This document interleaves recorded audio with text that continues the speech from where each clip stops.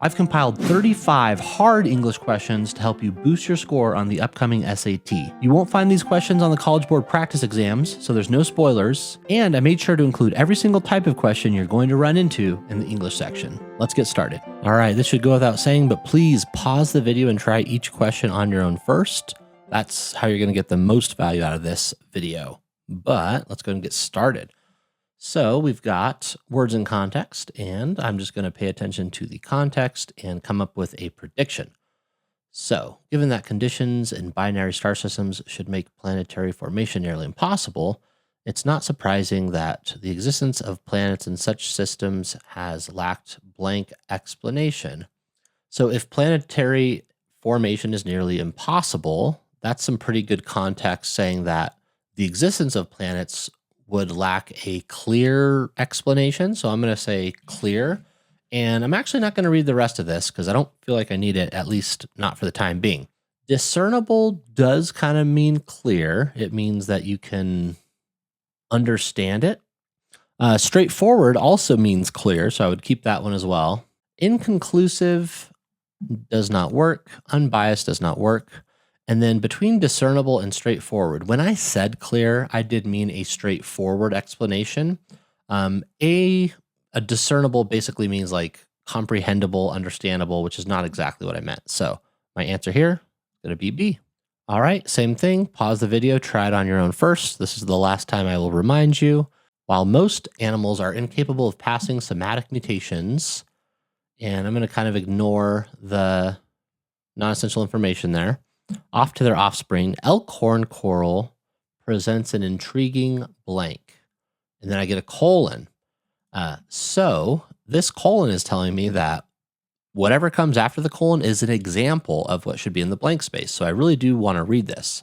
In this study, researchers found that elkhorn coral produced offspring that inherited somatic mutations from a parent. So if the first sentence is telling us that most animals are incapable, but then we get this intriguing blank where elkhorn coral do inherit some of the mutations from their parent, that would be like an exception. So I'm going to say an intriguing exception. Hypothesis does not match. Affinity does not match. Anomaly is exactly what I'm looking for. And I'm not even going to worry about the rest here because that is pretty much a 1-for-1 match with what I said. All right. Some foraging models predict that distance bees travel when foraging will decline as floral density increases, but these guys showed that bee behavior is inconsistent with this prediction if flowers and dense patches are blank. And again, we have a colon, so I really want to make sure that I look at this because it's going to be an example probably of what's here. Bees will forage beyond patches of low species richness to acquire multiple resource types. So if the flowers are blank, low species richness, so that's kind of the phrase that I'm trying to match. And with these, you're always looking for specific words or phrases that you can match with. So my prediction would be, let's see, what's low species richness? I'll just say all the same. You don't necessarily need to have a single word as your prediction, right? So all the same. Depleted, no. Homogeneous means all the same. We're good. All right, number 4. The following is from a 1910 poem. In the poem, the speaker is addressing this guy who is a Black author. So don't skip the beginning. The first part where it tells you who wrote it and the year is not usually as important, but the context can sometimes be really important. And we're looking for main purpose here. With main purpose, it's going to be kind of like main idea, except for a little bit more vague. Think more, what is the text doing rather than what is the text about? So, thou, that means you, with stroke of mighty pen, hast hold of joy and mirth, and read the hearts and souls of men as cradled from their birth. The language of the flowers, thou hast read them all, and in the little brook responded to thy call. So my prediction here, since I know that it's to this author, it seems like the poem just has some nice things to say about the author, like being able to relate to people with their literature. So My prediction is going to be just like saying nice things about this author.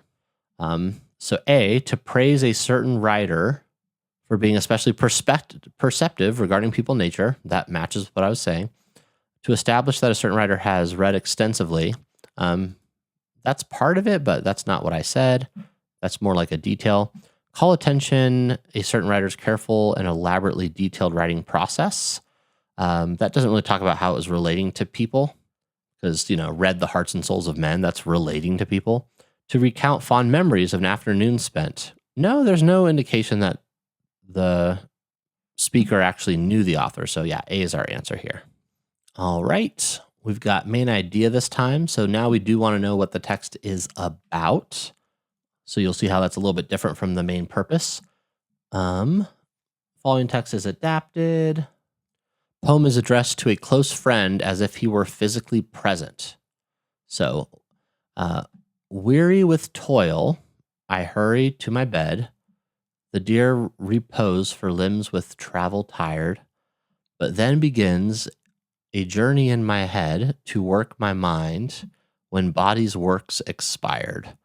For what then my thoughts, far where I abide, begin a zealous pilgrimage to thee, and keep my drooping eyelids open wide.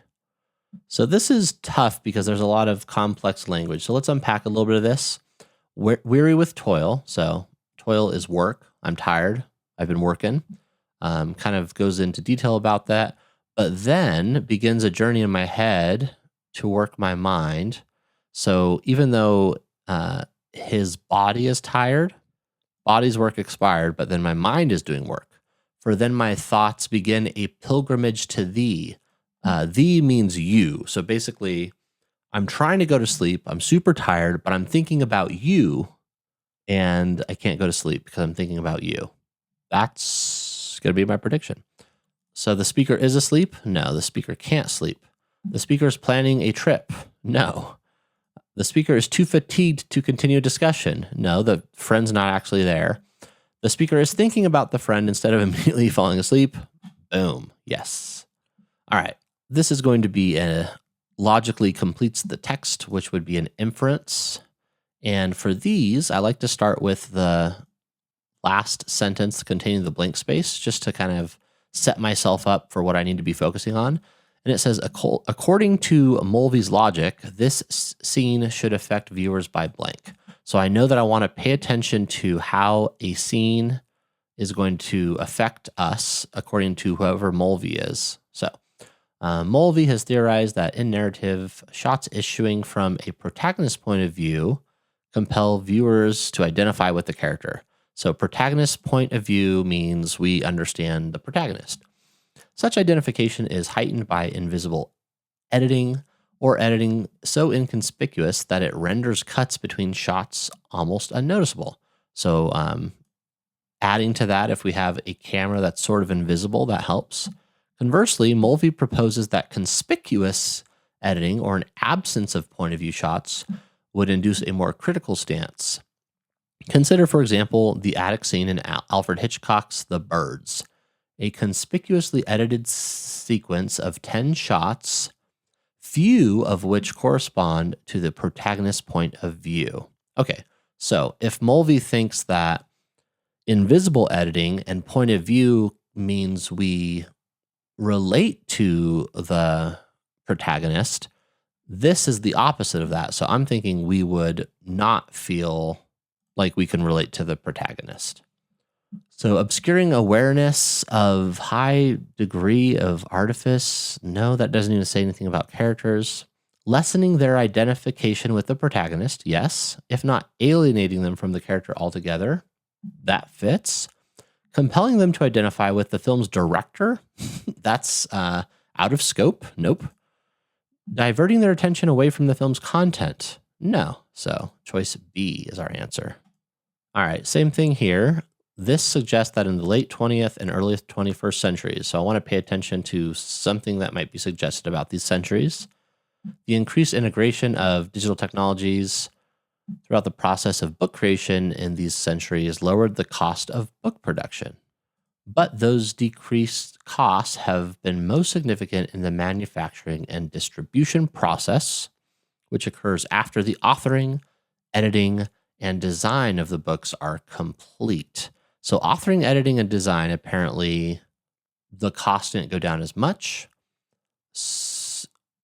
but the manufacturing and distribution, the costs have go down.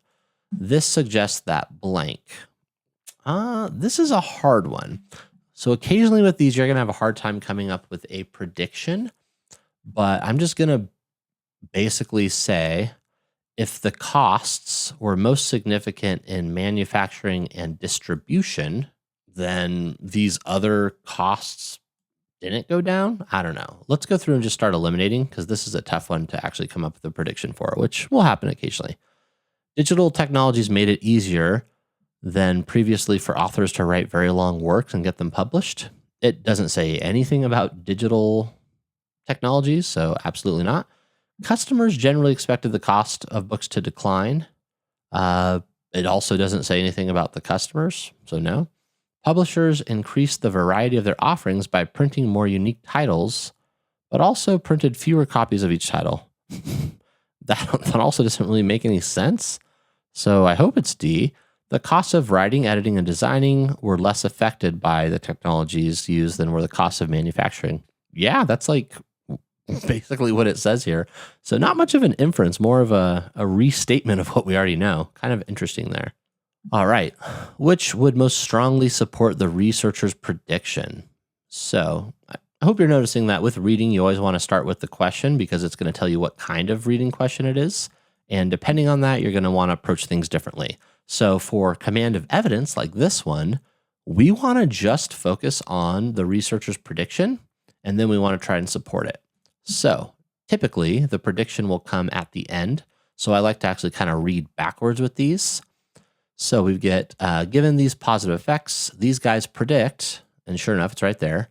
The model increases the probability that as adults, former students of the school will transmit the language to younger generations in their community. So that gives us the prediction, but there are some terms that we need to make sure we understand because it says the model. So we need to know what model. Also the school. So we need to know what the school is and what the model is. So with that in mind, let's just quickly skim through this. All right, so we're talking about indigenous children and an indigenous language. And the language nest model is the model that we're talking about. So with that in mind, we want to look for evidence that supports the idea that the more of this language nest is used, the more former students of that school are going to teach the language to younger generations in their community. So let's go through and eliminate. These adults who didn't attend the school feel roughly the same degree of cultural pride. So this is talking about pride. It's not talking about language. After transferring to the school, new students experience an increase in both fluency and academic performance. So this is talking about students going to the school. It's talking about the language, but it's not talking about them passing the language on to younger generations in the community. As adults, former students are just as likely to continue living in their community. That doesn't mention language at all. As they complete secondary or higher education, former students of the school experience no loss of fluency or cultural pride. Okay, so I don't love that one, but if we compare it to the other answers, even though it doesn't mention them passing it on, we are just looking to support it. So if they experience no loss of fluency or cultural pride, I guess we could make that connection that they would teach it to their the younger generations in their community. And it is talking about probability, because the other one that was kind of similar to this one, if we bring it back, was choice A, I think. But this is talking about students who did not attend the school feeling the same cultural pride, and it didn't mention language as before. So even though I don't like D, I like it better than the other answers, and that is the correct answer. All right. Again, we've got supporting the conclusion. So this is going to be command of evidence. In this case, they concluded that sediment influx in these streams may have been sufficiently spatially diffuse to prevent the typical sorting effect from being observed. Oh my goodness, what does that mean? So this is kind of pointing to the why, but the big thing I'm seeing here is this sediment influx, prevent typical sorting effect. Let's figure out what the sorting effect is at least. Skimming here, we have inverse correlation between sediment grain size and downstream distance from the primary sediment source, suggesting that stream length has a sorting effect on sediment. So that would be the sorting effect, I suppose. Basically, this inverse correlation between grain size and downstream distance. So basically, as they go downstream, the grain size gets smaller. And I want to support that idea that we are not seeing that happen because it says it prevents that typical sorting effect, right? So let's take a look. The streams regularly experience portions of their banks collapsing into the water at multiple points upstream of the sampling sites. And this is supposed to be a finding about the streams in the study. So the streams in the study experience portions of their banks collapsing into the water at multiple points upstream of these sampling sites. So that would support the part here about sediment influx. Because influx, in case you're not familiar with that word, basically means like a whole bunch of something all at once. So if we have parts of the banks collapsing, that would be a big influx in sediment because a bunch of sediment's going to basically fall into the river. That would make sense. So I'm going to keep A. B, the streams contain several types of sediment that are not typically found in streams where sorting effect has been demonstrated. So it doesn't really say anything about different types of sediment. Again, it's talking more about that sediment influx. We don't see that here, so that's not going to work. The streams mostly originate from the same source, but their lengths vary. That also doesn't say anything about the influx. The streams are fed by multiple tributaries that carry significant volumes of sediment and that enter the streams downstream of the sampling sites. Okay, so this would be an influx. Significant volumes of sediment and that enter the streams downstream of the sampling sites. The issue is the sampling sites, if they're downstream of the sampling sites, this influx would not have had an effect by then because downstream means like afterwards. Whereas here it says upstream, which means it would have happened before they got to the sampling sites. So D, very tricky, but not our answer. It's going to be choice A here. All right. Again, we're supporting a conclusion. So let's find that conclusion. Concluded that BOVB is transmitted from snakes to frogs via HT. Cool. If we want to support that idea, I don't know what BOVB is. I don't know what HT is, but I'm going to see if I can get away with starting to eliminate here because I'm assuming they're going to repeat that language in the answer choices. And that's definitely something that you want to get used to, is trying to ignore the scientific jargon and just kind of take it for what it is, right? It's going to show up in the answers, hopefully. So BOVB can be transmitted across frog species through HT. So this is across frog species, but we want from snakes to frogs. So I would say no to choice A. B, parasites known to feed on species of snakes and frogs in which a BOVB gene occurs also carry BOVB. All right, so this one, we do have snakes and frogs, and we have a parasite that can, ostensibly carry BOVB from one to the other.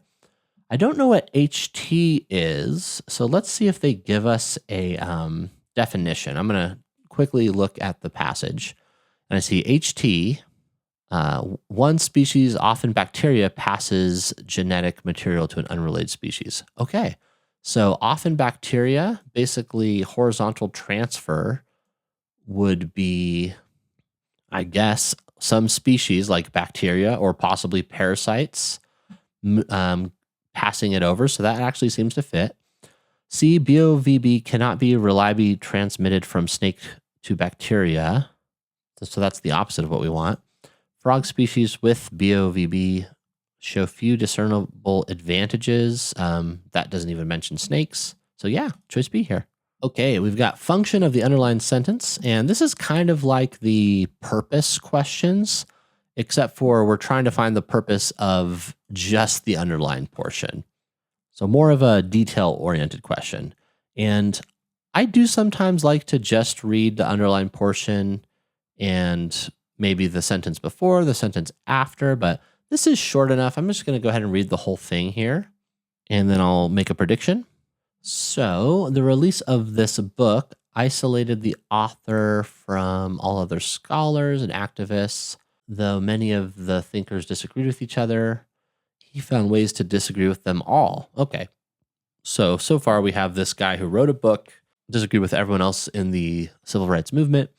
He thought that activists who believed that Black people, such as himself, should culturally assimilate were naive. But he also sharply criticized Black nationalists who wanted to establish independent, self-contained Black economies and societies, even though Cruz himself identified as a Black nationalist. All right, so the underlined portion, and remember, with purpose and with function, we're going to want to keep it somewhat vague. Think about what it's doing rather than what it's about. So it seems to be giving sort of a caveat being an exception that contrasts with this, because it says he thinks activists who think Black people should assimilate are naive, but he also criticized people who are too extreme on his side. So I would say it gives us a contrast or an exception or a caveat to what was just said. That would be my prediction. Let's take a look. Describes a direction that he felt the civil rights movement ought to take. That one we could maybe infer, but it's more talking about what he thinks is too extreme rather than what he actually believes. So I would say no. Indicates that his reputation as a persistent antagonist is undeserved. That doesn't seem to fit at all with what I said. It describes a controversy that his work caused within the movement. Controversy? I don't think so. It seems he was a controversial person and disagreed with a lot of people, but there's no mention of an actual incident, so no. It helps explain his position with respect to the community of civil rights thinkers. That was not my prediction, but I totally see how that works. By explaining how he thinks this is not good, but this is too extreme, it does help to explain his position. So I'm going to say, yeah, choice D works. All right, we've got the lovely cross-text connections. And with these, there's something very specific I like to do. I like to see who's responding, because more often than not, someone is responding to someone else. So in this case, text 2 is responding. And I actually like to start with whoever will be responding, because we can take on the persona of that text as we read through the other text. So I'm going to read text 2 first and just come up with kind of a main idea. So an Australian research team weakened the cause. And to be clear, for this reading stuff, I would be reading it all in my head, making these decisions quickly. So just to kind of demonstrate that, I'm just going to read in my head and then let you know what I'm pulling out as the main idea. As always, pause the video, read everything, and try it on your own first. But here we go. Even though people thought this chicken was not from Polynesia, new evidence says it is from Polynesia. So that's going to be the perspective that I'm coming in with when I read text 1. And specifically, I want to look at the underlying claim. So let's see if we can just get away with that. Polynesian peoples, not later Europeans, probably first introduced chickens to South America. So if we talk about the new evidence favoring Polynesian origin, at the very least, these two seem to be agreeing with the idea that they came from Polynesia. So yeah, I'm going to look for some sort of an agreement. By broadly agreeing with the claim, but objecting that the timeline it proposes conflicts with the findings. So there's no timeline mentioned in text 2, so I'm going to say no. by faulting the claim for implying that animals couldn't have been transferred. I'm looking for more of an agreement. By critiquing the claim for being based on an assumption that that also seems kind of weird. By noting that while the claim is persuasive, the findings this team provides stronger evidence for it than the findings of the genetic analysis. Okay, so this one is saying we agree, but my findings are stronger than your findings. I don't love that, but let's take a look now at the specifics. So text 1 is saying these guys analyzed a chicken bone, and then these other guys found that South American chickens and Polynesian breeds share other genetic markers that European breeds lack. Story also found that these chickens share a unique genetic mutation with ancient breeds of the Polynesian islands. I mean, I guess this is the best answer. It's not my favorite answer, but oh, I see it now. It's because at the very beginning of text 2, it says the case was weakened because they confirmed that this mutation identified by Story, that's this person, has actually occurred in other breeds from around the world. So this was an issue before. This is straight up referring to this. So you see how by process of elimination, you can still get to the right answer. I mean, I probably should have noticed that at first. I just didn't. And that just goes to show that if you use the right strategy, you can still get to the right answer, even if you miss something important like that. Although I guess I did find it. All right, let's move on. All right, now we're getting to the good stuff. Just a friendly reminder to pause the video and try these all on your own first. But we're going to start from the sentence with the underlined portion, as I always do with punctuation. And I'm going to ignore this because this is all introductory. The portraits reveal themselves to be quilts, and the stitching barely visible among the thousands of pieces of printed microcut fabric. Okay, so I read this as if it were A. That definitely doesn't work because that would be fragment. The portraits revealed themselves to be quilts, the stitching barely visible among the thousands of pieces. Oh, okay, so that does work. Choice B here, we have a full independent clause and then a comma, then everything after the comma is non-essential information that acts as a modifier for everything that came before. So choice B works, and we can only have one right answer. So I'm just going to choose it and move on. So again, I'm going to start from the sentence with the underlined portion. This is all introductory, so I'm going to ignore it. And I'm going to start here. An Elvis taxon is not a real thing. However, it is a misidentified look-alike. So the first thing I'm noticing is we have two independent clauses. An Elvis taxon is not a real thing, and it is a misidentified look-alike. So I am going to need to have some sort of an independent clause breaker-upper.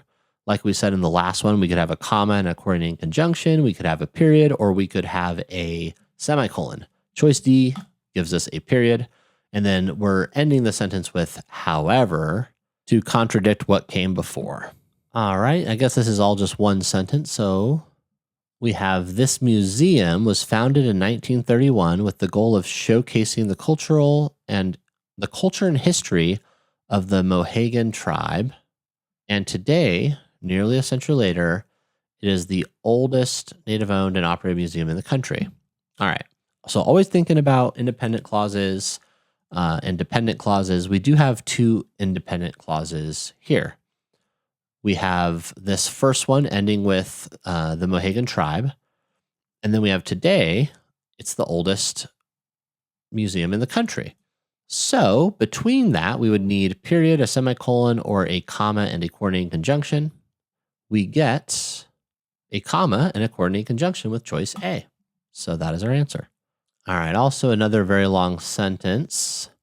But we do have some stuff that I think I can ignore. So we have this writer has won acclaim for her powerful short stories, novels, and essays. Praising her lyrical yet unflinching depictions of her native country's history, this person has compared da da da da. Okay, so again, I'm noticing two independent clauses. We have this writer has won acclaim for these things. And then a new sentence praising her depictions. This writer has done this thing. So starting with the word praising, we have a new sentence, and I'm already seeing choice D actually starts a new sentence with a period. So it's going to be choice D. The field of geological oceanography owes much to American geologist Mary Tharp.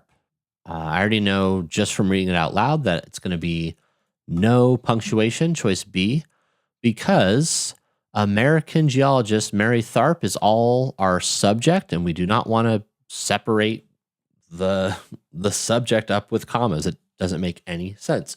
This might look like an appositive to you, but this is actually an appositive imposter.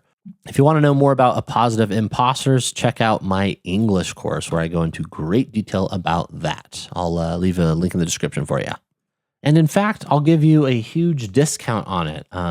If you get the course before the May SAT, I will give you all of my courses for only $50. So go ahead and use the link in the description if you want to take advantage of that. All right, I can see we've got verbs. The first thing you always want to do with verbs is play the odd verb out trick. So we could say, is it going to work with singular he, or is it going to work with plural they? He already served, they already served. Since we have an answer that works for both, the odd verb out trick's not going to work. And I'm going to move on to looking at context. This is going to be about tense, right?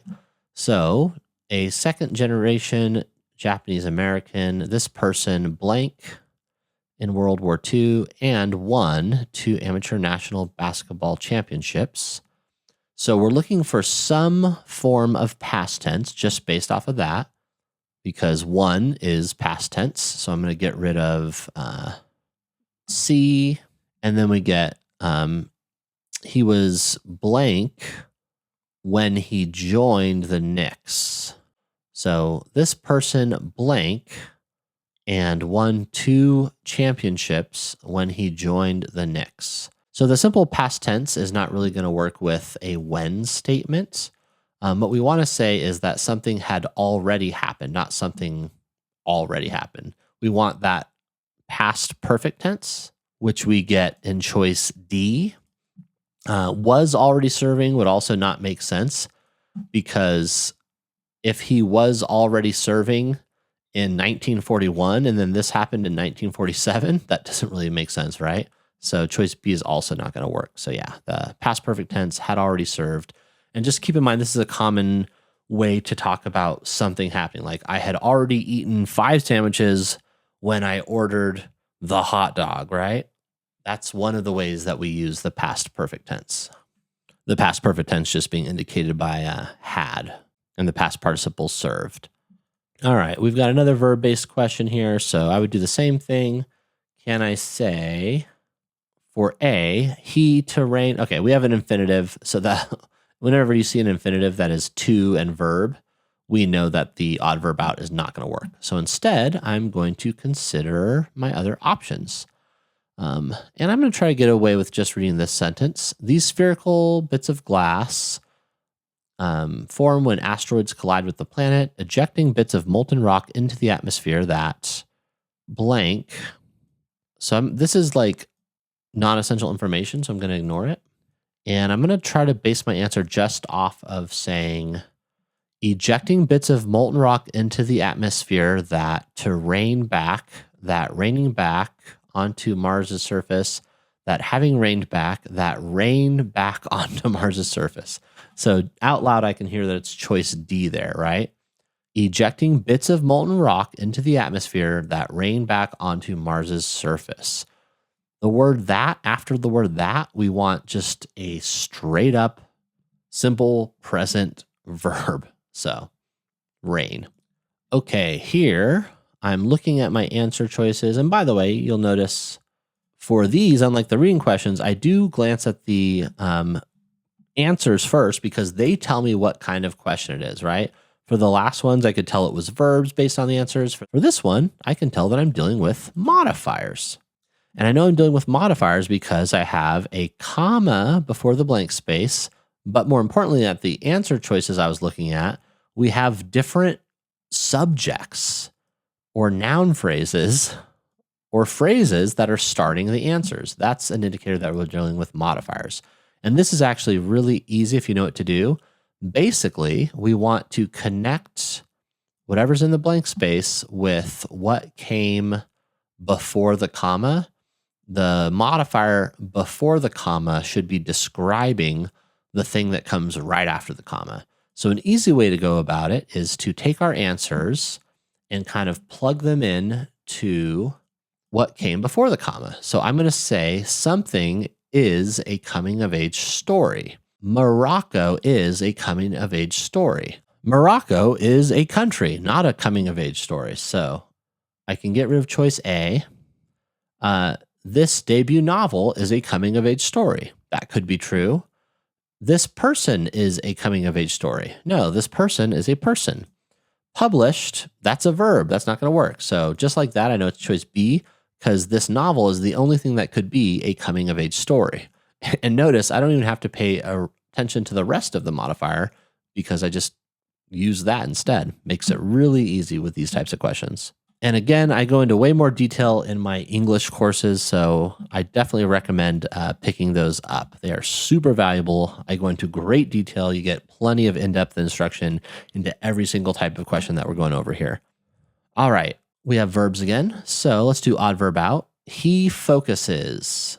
They focus. They are focused. They were focused. A is the only one that goes with he, so that's our answer. That's the odd verb out trick. Pretty cool, right? All right, this one, we can see that it's another modifier question, so we're going to do the same thing. I'm going to take my answers and apply them to fortifying soil.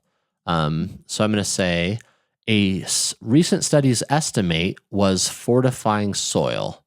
I don't see how an estimate could ever fortify anything, so I'm going to say no. 60%, an estimated 60% reduction was fortifying soil. So a reduction also cannot fortify soil. So I'm going to say no. These crusts were fortifying soil. All right, I could see possibly crusts fortifying soil. I don't know much about geology, but that one seems plausible. A recent study was fortifying soil. Okay, no. So by process of elimination, even though I don't know much about geology, I know all these other things can't fortify soil, so it has to be choice C. Okay, transitions. So we've got, with its cliched imagery of suburban lawns and power lines, this poem may seem barren terrain for critical analysis. Cultural critic Laurent Berlant finds fertile ground in just its first two stanzas. Okay, so I'm already seeing a contrast here. May seem barren terrain for critical analysis, meaning it may not be a good thing for analysis, but finding fertile ground would be the opposite of it being barren terrain.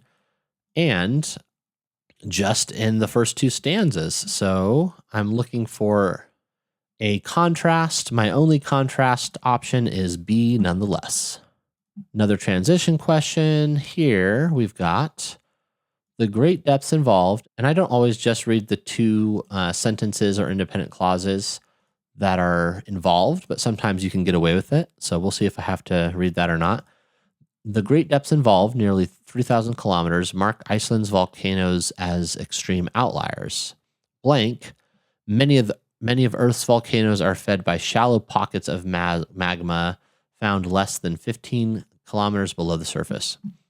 Okay, so I'm looking for an emphasis of some sort because it says that these great depths are extreme outliers, meaning they're not common.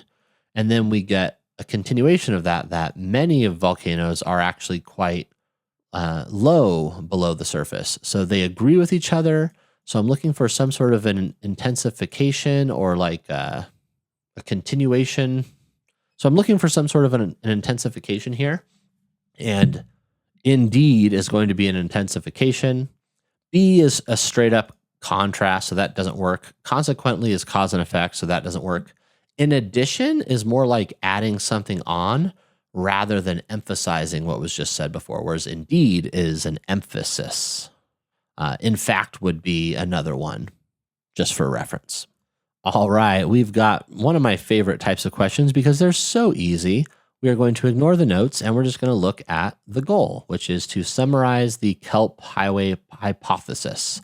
In order to summarize the hypothesis, we should have something inclusive that tells us about, I don't know, whatever this hypothesis is. So A, Pacific islands and coastlines likely contained this something something according to researchers.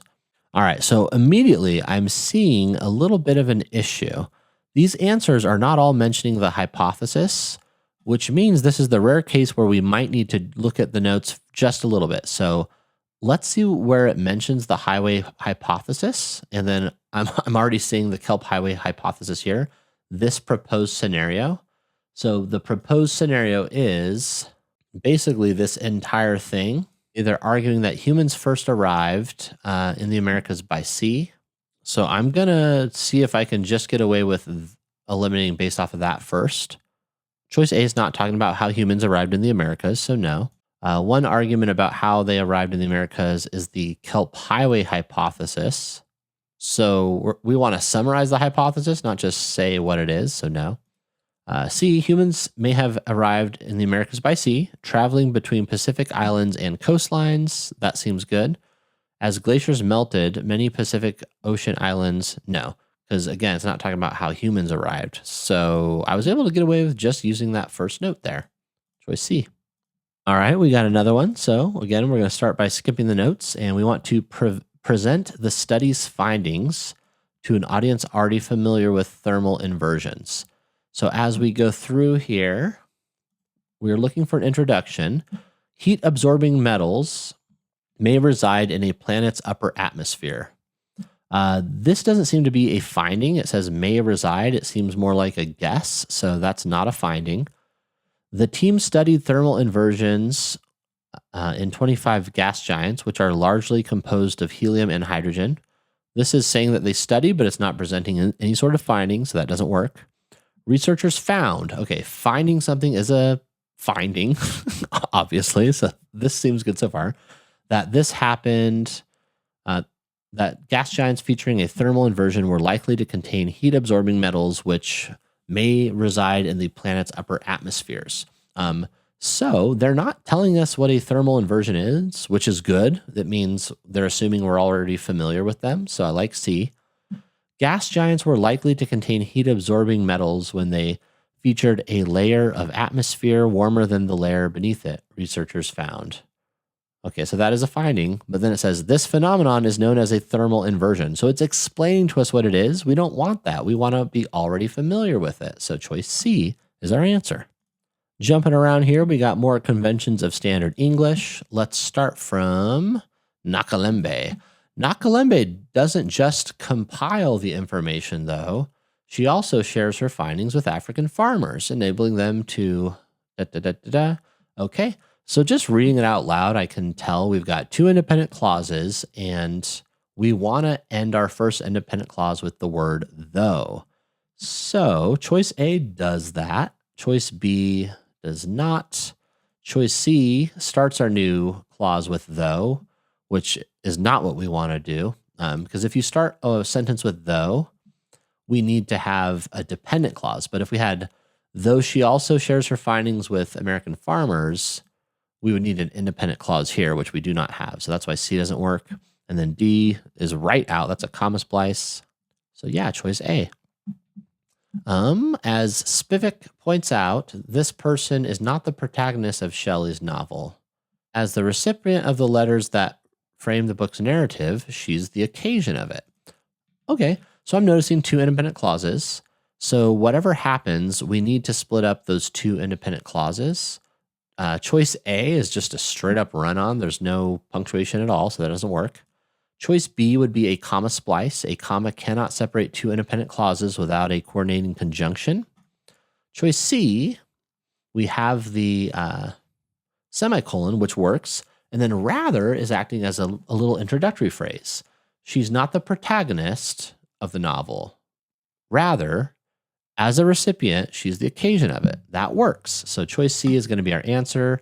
Choice D is going to be another comma splice. Again, because we can't use a comma to separate independent clauses unless we have a coordinating conjunction to go with it.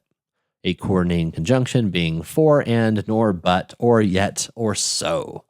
All right, this is an interesting one. I can see it's verb-based, but it's a little bit different than what we're used to because we all have union starting it, but then we have like auxiliary would, we have infinitive to finally, we have having finally.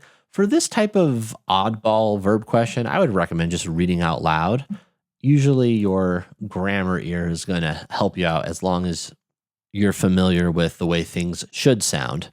And to help with that, we can get rid of all of this introductory stuff and just start from the International Astronomical Union would finally acknowledge the contributions of the barrier breaking So choice A sounds fine. The International Astronomical Union to finally acknowledge, that does not work. That would not be a complete sentence. So choice B is out.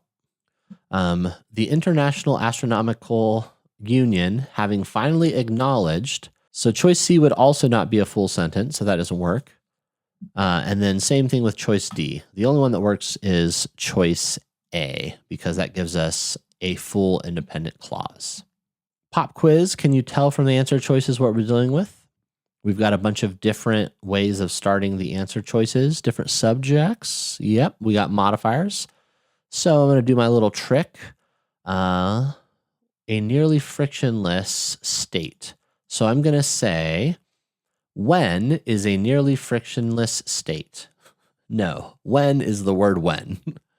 Two surfaces are a nearly frictionless state. No, two surfaces are not a state. They are two surfaces. Reaching superlubricity is a nearly frictionless state. I'm going to say no. I feel like whatever superlubricity is could be a state, but reaching something is not a state. It's just reaching something. And then we do get superlubricity for choice D. And yeah, superlubricity is a state. That sounds legit. And that is indeed our answer. Now for that one, a little bit of context might be helpful if you are unfamiliar with the term superlubricity. So in this case, we could look at the first sentence where it says a team, succeeded in reducing stuff to get to the lowest possible level, superlubricity. So that kind of indicates that superlubricity is the lowest possible level of friction, which would be a state. All right, we've got a reading question. Logically completes the text. That's an inference. These scientists therefore imply that. So I want to pay attention to what these scientists are implying. Many animals, including humans, must sleep, and sleep is known to have a role in everything from healing injuries to encoding information in long-term memory. But some scientists claim that from an evolutionary standpoint, deep sleep for hours at a time leaves an animal so vulnerable that the known benefits of sleeping seem insufficient to explain why it became so widespread in the animal kingdom. These scientists imply that blank. Okay, so if it doesn't make sense from an evolutionary standpoint, if it doesn't make sense that we sleep so long that the benefits basically aren't worth it, the scientists are implying that there's got to be some other benefits that we don't know about, is what I'm guessing. So that'll be my prediction. Prolonged sleep is likely advantageous in ways that we have yet to be discovered. That was literally my prediction. I'm just going to say yes. When you have a prediction that matches that well with an answer, don't waste time eliminating, just choose it. All right. Which finding would most directly weaken the potential explanation? So finally, we have command of evidence where we are trying to weaken the explanation or the claim or whatever. And as always, we want to start from the end. And indeed, one explanation that individuals conceive of and allocate funds in physical money differently than they conceive of and allocate funds in electronic form. So the explanation is physical money versus electronic money, people think about differently and people allocate, that is, distribute differently. So I'm looking for something that does not support that, that weakens that. And if I have to go back, I will, but let's see if I could eliminate anything just based off of that first. Recipients of electronic transfers typically spend their funds at a slower rate than recipients of physical transfers did. So that would actually support the idea that we think of those different types differently. So it's not A. B, nearly every recipient of electronic transfer withdrew the entire amount in physical money shortly after receiving the transfer. I could see how that might weaken it, because if you have an electronic transfer and then you immediately make it physical, then there would be no difference in the way that you spend, because you literally just turn it into physical money. So I'll keep that for now. I don't love it, but I won't get rid of it. C, recipients of physical transfers tended to purchase food about as frequently as recipients of electronic transfers did. That would weaken it, because if you're purchasing food as frequently as electronic transfers, I could see how that is like showing how you behave the same, even though you got different transfer types. So I would keep that. And then D, some recipients of physical transfers receive small amounts of money relatively frequently, while others receive large amounts. So this is not talking about how they conceive of or allocate their funds. So that doesn't really make sense.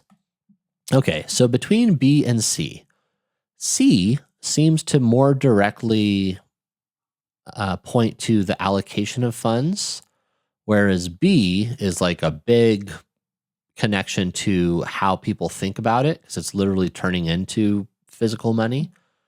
C is really tempting, but I'm noticing it says tended to purchase food as frequently, but it's not talking about spending as much money. So that is a huge distractor, which I would call distorted or partially true, where it looks really good, but there's one thing that's wrong with it. Has to be choice B here.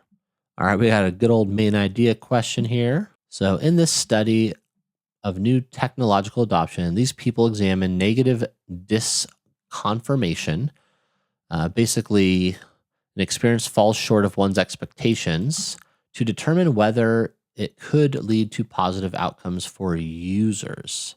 So basically, if they're feeling like it didn't meet expectations, but then eventually they feel good about it. The team focused on established users of smart home technology, which presents inherent utilization challenges but tends to attract users with high expectations, often leading to feelings of dissonance. Okay. Researchers found that many users employed cognitive mechanisms to mitigate those feelings, users ultimately reversing their initial sense of disappointment. Okay, so main idea.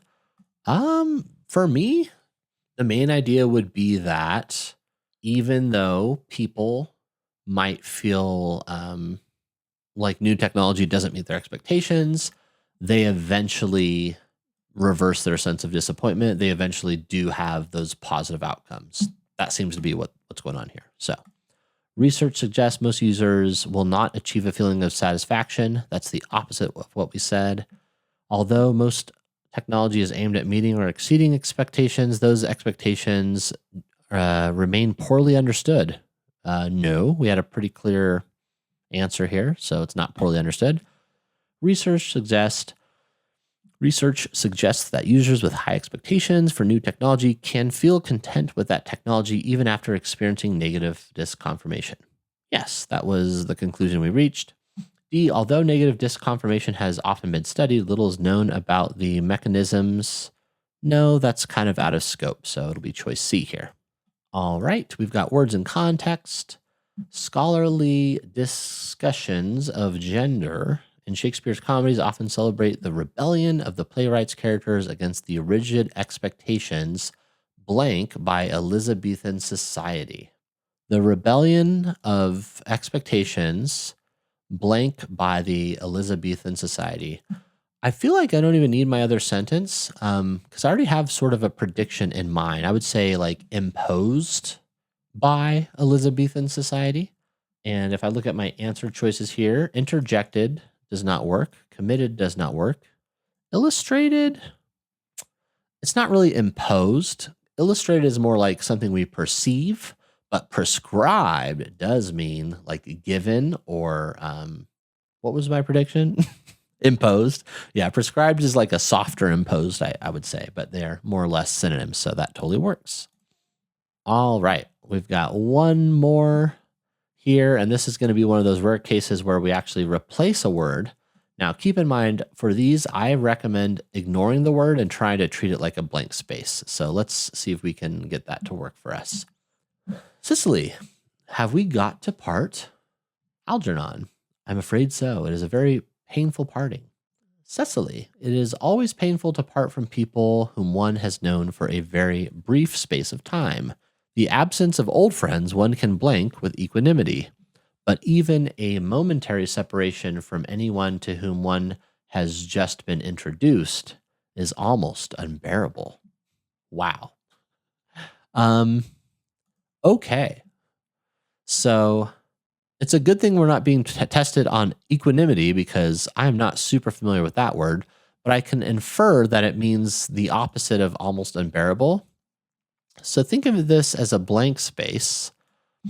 The absence of old friends one can handle, I'm just going to say with ease. So I'm looking for handle. So regret, no. Persist, no. Handle, tolerate, 100%, yes. And that's it. That's our answer.